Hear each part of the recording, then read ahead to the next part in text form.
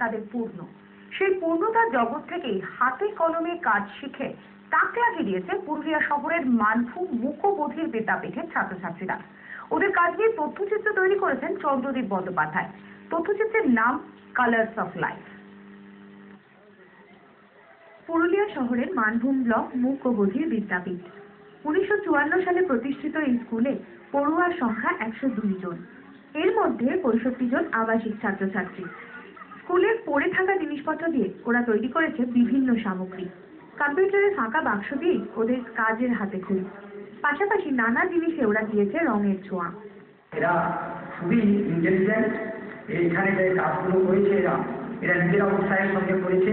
আমরা তাদেরকে হেল্প করেছি এবং এরা জীবনে প্রতিষ্ঠিত হতে খুবই উৎসাহ। এইসব ছেলে মেয়েদের কাজ দেখে অবাক হয়ে যান চন্দ্রদীপ বন্দ্যোপাধ্যায়। তিনি তৈরি করেছেন একটা তথ্যচিত্র, নাম দিয়েছেন কালার্স অফ লাইফ।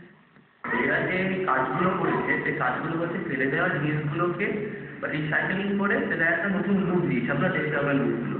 তো আমি তো সেই জিনিসটাকে দেখানোর জন্য আমি এটা নিয়ে একটা ডকুমেন্টারি করেছি। আমি গ্রাসরুট লেভেল থেকে করেছি যে এরা কাজ করছে, তো তারপর আস্তে আস্তে কিভাবে এগোচ্ছে। ওরা দয়া চায় না, নিজেদের যোগ্যতায় মাথা তুলে দাঁড়াতে চায় ওরা। পুরুলিয়া থেকে অরিন্দম গিরির সঙ্গে ভাস্কর দাশগুপ্তের রিপোর্ট, আকাশ বার্তা।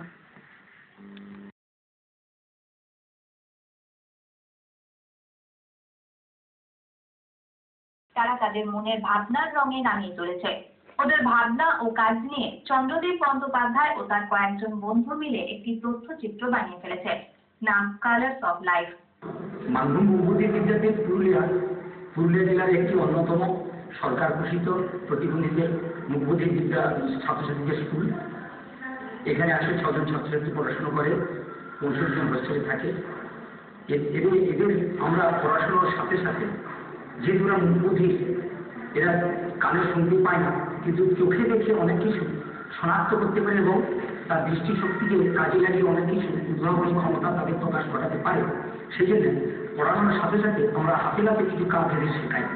তার মধ্যে এই যে র মেটেরিয়ালসগুলো যেগুলো এরা আমাদের স্কুল পরিবেশের আশেপাশে থেকে সংগ্রহ করে তারা এইগুলো প্রত্যেক যখন উৎসাহী হলো আমরা আমাদের প্রশিক্ষণপ্রাপ্ত শিক্ষকদের দিয়ে আমরা তাদেরকে এই কাজগুলো শেখানোর চেষ্টা করলাম।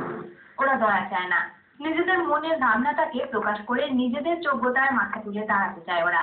আর 5টা ছাত্রছাত্রীর মতো ওদেরও জীবন হোক রঙিন। পুরুলিয়া থেকে দীপক রামের রিপোর্ট, ভক্স 24/7।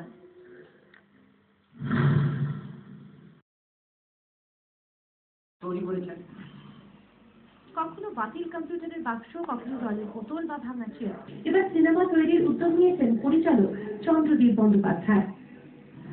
আমার মনে হলো যে এই কাজটা যদি আমরা একটু ইন্টারন্যাশনাল মার্কেটে দিতে পারি বা বাইরের যে মানুষ যারা হয় তাদের জন্য এদেরকে নিয়ে আমি একটা ডকুমেন্টারি ফিল্ম করলাম, তার নাম হচ্ছে কালার্স অফ লাইফ। তো এদেরকে নিয়ে এই যে ডকুমেন্টারি যে ফিল্মটা সেটা বিভিন্ন জায়গায় আমি পাঠাবো ফিল্ম ফেস্টিভ্যালে, যাতে এদের জিনিসগুলো তুলে ধরা যায়। সাদা কালো নয়, আর 5টা ছাত্রছাত্রীদের মতোই ওদের জীবনও হোক রঙিন। তাই এই তথ্যচিত্রের নাম দেওয়া হয়েছে কালার্স অফ লাইফ। জীবনে চলার পথে আমরা অনেকে পিছলে পড়ি মাঝে মাঝে, কিন্তু উঠে দাঁড়ানোর বিকল্প সবসময় আমাদের হাতে থাকে। কিন্তু কজনই বা পারি কঠিন এই বিকল্প বেছে নিতে? মানভূম মুকবধির স্কুলের পড়ুয়ারা সে সাহস দেখিয়েছেন, আর সেটাই ক্যামেরাবন্দি করে তুলতে চাইছেন পরিচালক।